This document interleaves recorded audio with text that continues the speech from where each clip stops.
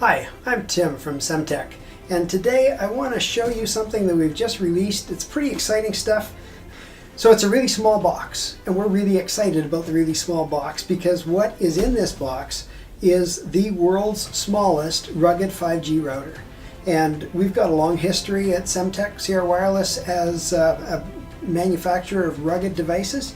This is the brand new 5G router that we've got that is literally a third the size of our previous generation of 5G routers. So this router means that we've got 5G in a package that can fit just about anywhere, can be used in a whole lot of applications, and as importantly as anything, is at a price that makes it possible to deploy 5G in all kinds of different locations.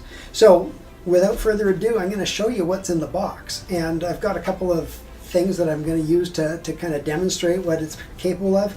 But this is the brand new XR60. It's got some documentation that comes with it, quick start guides and things like that.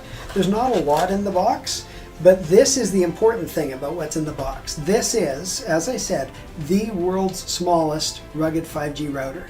And you know, we can talk about what rugged means. I think you all know what 5G means. And as far as size, you know, if you're familiar with our previous generation of devices, you'll see the two bolts here. That's the same bolt pattern as our RV and RX series. So one of our most popular routers ever. So this is the XR60, and you'll notice a few things about it. This is the Wi-Fi version. It's also got serial, and it's got 7 antenna connectors, so there's 4 5G connectors. That's just standard for 5G. You need all 4.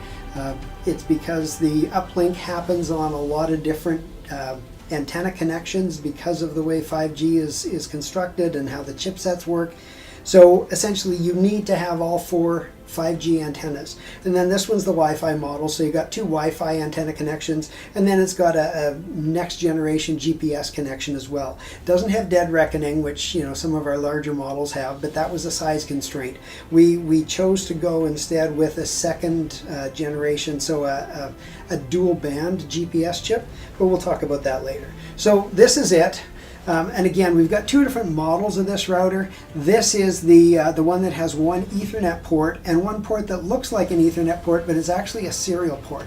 So we started doing this on our XR80 and XR90 routers, and the Ethernet port is the one on the side here. It's a 1 gigabit per second Ethernet port, and the serial port is the next one over here. So it says on the label RS-232. But we've actually over-delivered a bit, and I don't think people are going to complain about this because the RJ45 based serial port is actually capable of doing 1 or 2 serial connections, and the first one's always going to be RS-232, but for the second one you can choose RS-485. And there's a bunch of benefits to doing RS-485 in terms of the length of cabling it supports and a whole bunch of things like that.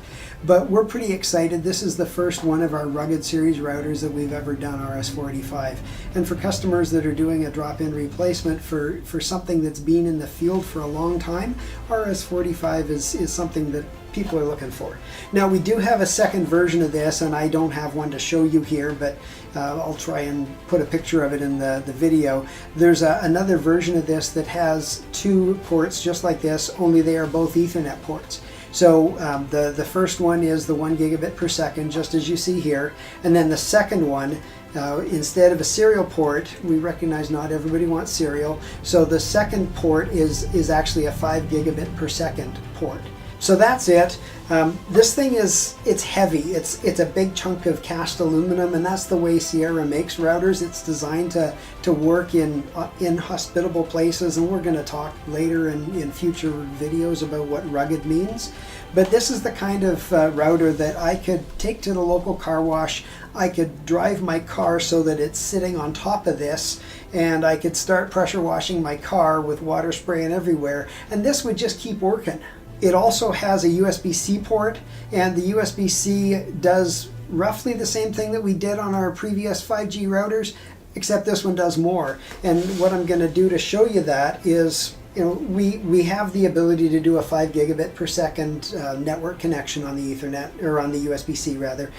But we also have the ability, and this is just a Dell battery pack that I can use for my laptop, but This also has the ability to boot up the router based on a USB-C power input. So it has what the industry calls power delivery inbound. So you see this LED has just gone from red to amber. That means it's booting up, and pretty soon you'll see it go to green, and it'll start flashing the other LEDs. So as long as you've got a USB power supply, and it can be a battery pack, it can be a regular laptop kind of power supply, 45 watts or better, you can power this thing up using the USB-C power. So this is the XR60. We're really excited about it, and we think a lot of other people will be too.